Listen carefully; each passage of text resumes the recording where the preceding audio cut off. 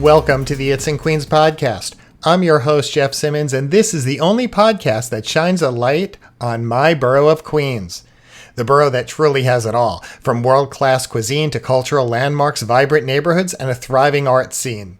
This podcast comes to you each week thanks to the Queens Tourism Council and the Queens Economic Development Corporation. Together, these organizations work tirelessly to showcase Queens as a destination that is brimming with unique experiences, hidden gems, and opportunities for everyone.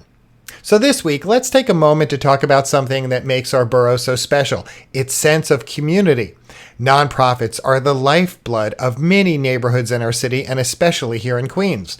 These organizations provide vital services that uplift individuals and families, offering support where it is needed most, from helping older adults age with dignity to empowering youth with educational programs or assisting immigrant families as they build new lives. Nonprofits are at the heart of what makes Queens thrive.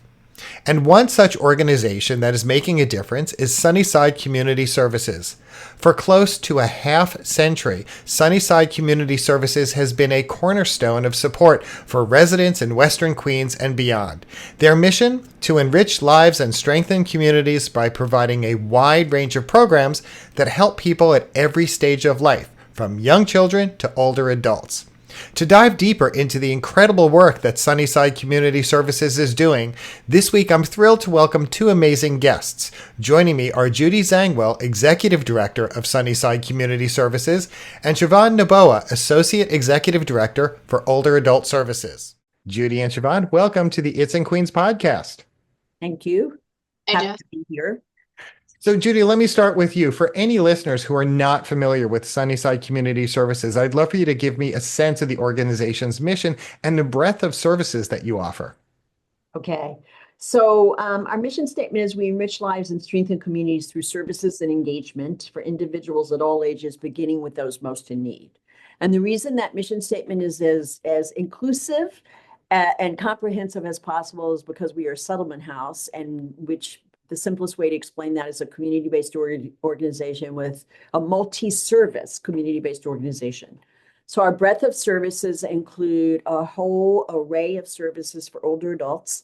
And one of the primary objectives I will explain is that if, for instance, older adult comes into our center for older adults and their needs change. Now, there are also some services we provide for the seniors, like geriatric mental health as an example. But as their needs change, they can, and this is the hope, seamlessly transition from one service to another within Sunnyside Community Services. So, Jeff, we offer case management, we offer caregiver programs with obviously focus on the caregivers. We offer adult day for mild to moderate cognitive impairments. We offer home care. And we offer elder justice, formerly known as elder abuse. So we have, as you can see, a whole continuum. And Siobhan, please tell me if I've left anything out. She is our AED of Older Adult Services. We have a whole continuum. And as I said, because systems even those of us who are savvy are hard to navigate, right? And if you can imagine, especially because we serve a substantial population where English is not their native language, if you can imagine how hard these things are to navigate. So if they come within Sunnyside Community Services, hopefully they don't have to do all of that. And you just touched on the next question I was going to ask is we have in Queens a very varied population. And from what I understand, Sunnyside Community Services really meets the needs, the cultural and linguistic needs of such a diverse population. Yes. And Jeff, I do want to just quickly say, to round out our services, we have a similar continuum for young people because we start with UPK. We go all the way through to college and job, college prep and job prep. And so that means after school programs, all kinds of programs for young people. And in fact, sometimes we employ the very young people we served. We're just overjoyed when that happens. And we have an adult and immigrant. We also provide adult and immigrant services. A focal point of that is ESOL, but there's also legal assistance. There's help with benefits. And I'll stop there just to give you that. Just It didn't include even every service, but that gives you the breadth of services. And many of the Oh, nonprofits I work with have such a broad scope of services. It can be yes. tough, especially when you try to put together an elevator speech. I know that well.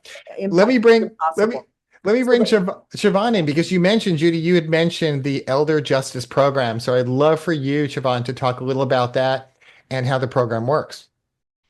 Thanks, Jeff. So the Elder Justice Program was inspired by the work we're already doing to serve older adults through our center services for homebound older adults, through our mental health initiative. And over time, as we hear stories of abuse and neglect, we realize we lacked in-house expertise. And so we wanted to properly respond. Adding the Elder Justice Program really filled a gap, a critical gap that allowed us to holistically support our clients. As Judy said, as a settlement house, we don't just serve people, we serve families.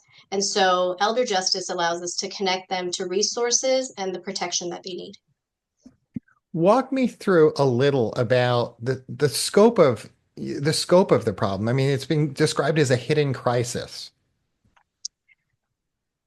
And so it's a hidden crisis. Elder abuse, Jeff, is often underreported. And it can really seem invisible for many reasons. It's incredibly difficult to talk about. It's a topic that can be embarrassing. It can bring feelings of shame, especially if the abuse is coming from a family member. Older adults might feel conflicted. They're not sure how to ask for help. They don't even know that there's a place to turn to ask for help.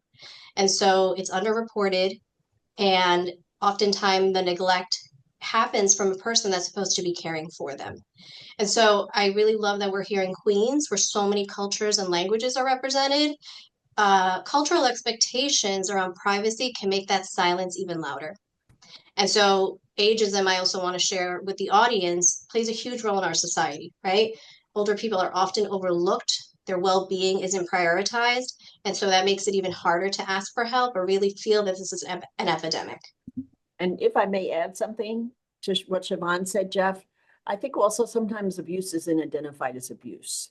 So, and I think Siobhan, you alluded to that certainly, but there's people may say, well, I'm not physically abused. That's sort of the most obvious form of abuse, but there's financial abuse, there's emotional abuse, there are all kinds of, unfortunately, examples of abuse which may not be easily identifiable. So there's that barrier as well. Educating people and informing people as to what abuse and the different kinds of abuse indeed are, and then enabling people to either identify that they themselves are being abused or someone they know will say this person is being abused. And I would think, Siobhan, that there's a process where the staff needs to build trust with people who might feel particularly vulnerable. How does that work? Trust is everything in this work. And I'm going to say that again. Trust is everything. Many of the people that we support had that broken, sometimes by the people closest to them. And so we show up consistently. We listen without judgment. We're creating safe spaces where older adults feel heard for the first time, believed. And I really want to share with the audience, we never rush people. We never rush or pressure them to change before they're ready, even if they're not ready to take big steps. Sometimes we see success in small ways, right? Just showing up to an appointment, taking that trip to the courthouse. That's success for us. And so we remind older people who are in these abusive situations that we care about them, we care about their safety, and no one deserves to be hurt. And protect their confidentiality, right, Siobhan? We protect them in that way so they'll feel safe in that way as well. That's right. And that's very, very important. Judy, I want to come back to you because from what I understand, you serve more than 16,000 people annually. What are some of the most pressing needs you're seeing among your clients right now, and how is your organization evolving to meet them? Affordable housing, Jeff, has been a consistent need expressed. So we actually recently had land donated to us, and our intention is to build an affordable senior housing complex in order to respond to that need. Affordable housing has very long waiting lists. People wait many, many, many years for it. And some people don't put their name on the list because, if they think they're going to have to wait 10 years, also transportation. We can kind of be a transportation desert in Queens. Some things aren't easily accessible to public transportation. So that arises as an issue.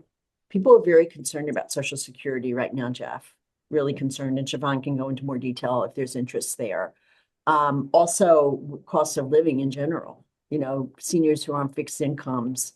And then the living has, in many ways become very expensive. And I remember we had a senior who was eating cat food.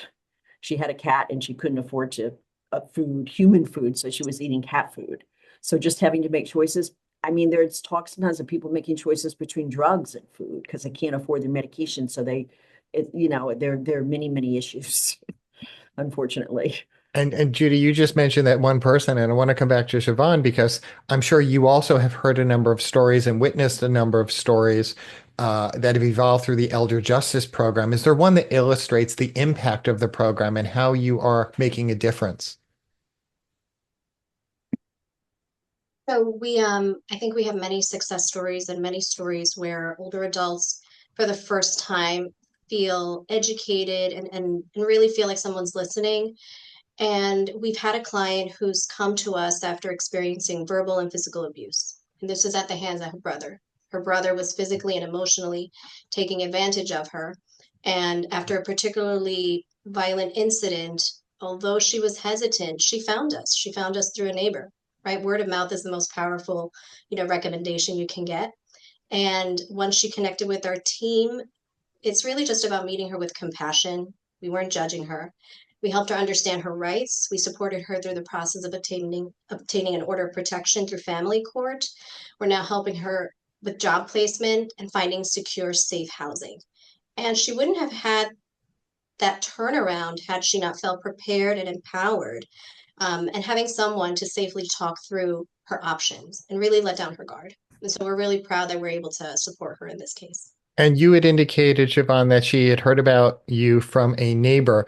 But if anyone who's listening to this podcast feels motivated that they want to get in touch with someone through the Elder Justice Program, what's the way they should do that? How should they get in touch with you? And then I'll come back to Judy in a moment about the broader vision for the future of Sunnyside Community Services and how to check out the website. But let's start with you, Siobhan, about the Elder Justice Program and how people can get in touch. So anyone can call us toll free to a safe and secure line. That's 718-392-0836. Or they can email us at elderjustice@scsny.org. And we speak multiple languages in English, Spanish, and Mandarin. And something Judy said is very important to stress once again, that confidentiality is also very important. People should know that. Absolutely. And Judy, let me come back to you about the future of Sunnyside Community Services. Obviously, you mentioned housing is an issue, transportation is an issue, but would love to just, give some insight to our listeners about the future of your organization. I think, Jeff, if anything, we have a fairly robust continuum now, and I think if we can build on that, I don't know if I neglected to mention home care before as part of our senior continuum, although we do have a population of youth who we provide home care to as well. And I think that just building on the continuum and also, we know, for instance, with home care, just as an example, that people are living longer, that the senior population is increasing, that there's going to be a greater need for home care. It's not going to be a service that's going to become obsolete. We know that we hear it, and we know and understand that people want to stay in their homes and their communities whenever they can. Many of our older adult services, the primary objective is to ensure that people can remain comfortably in their homes with adequate support. So I think, this affordable senior housing, building this is so wonderful because it does respond to the affordable housing crisis. We've heard time and time again. The best way, I think, to find out more about us is to really go to our website, which is www.scsny.org. And you just preempted my last question, so that's good. Judy and Siobhan, I want to thank you so much for appearing here on this week's It's in Queens podcast. Thank you. Our pleasure, Jeff. Thank you, Jeff. Wow, what an inspiring conversation. A big thank you to Judy and Siobhan for sharing their insights, for all the work that they're doing to make Sunnyside Community Services such an invaluable resource for our borough. And if you'd like to learn more about their programs or find out ways to get involved, well, then head right over to their website. And that website address is scsny.org. Once again, that's scsny.org. Now, if you're looking for something to do this month or anytime in the future, I have you covered. I'm going to give you that website in just a little while. But why take it from me? You want to hear directly from Rob Mackay. Rob's with the Queens Economic Development Corporation and the Queens Tourism Council. Each week, he highlights some of the more exciting events that are happening in our borough. Rob, what's on your radar this week? Why, hello, Jeffrey. Are you ready for Tom Cruise to invade Western Queens? Yeah, me too. The Museum of the Moving Image unveils Mission Impossible, Story and Spectacle on April 18th. This exhibition spotlights the movie franchise's stunt and action sequences with behind-the-scenes content that really show people how the stunts were done. I'm not sure if you know this, Jeffrey, but Tom Cruise was very serious. He took his stunts very, very seriously and actually wanted to participate in them all. So patrons were able to find out or check out how he and his team really, they had tremendous mix of sort of technical know-how, personal discipline, and artistic commitment. The museum is going to divide the show into sections with each section divided to a corresponding film and so forth in the series. Sounds exciting to me, but if you can't make it this weekend, Jeffrey, don't worry, because Mission Impossible will be on display at the Museum of the Moving Image until December 14th. All right, thank you. Bye. Thanks so much, Rob. That's just a taste of all the amazing things that are happening in our borough. And the place to go to learn everything that's on the horizon, it's so easy to remember. It's at the It's in Queens website at itsinqueens.com.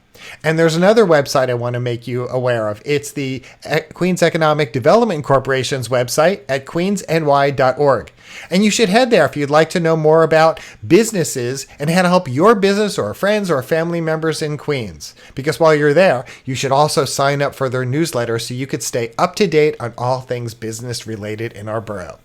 And before we wrap up this week's episode, I've got one last request. When you're out exploring all that our borough has to offer, whether you're visiting a museum, you're taking in a delicious meal, or you're even strolling through one of our beautiful parks, snap a photo or two and share them with us. Tag us on Instagram or X using the hashtag #It'sInQueens, because your photo could become our photo of the week. That's it for this week's episode of the It's in Queens podcast. I'm your host, Jeff Simmons, and I'll see you next week.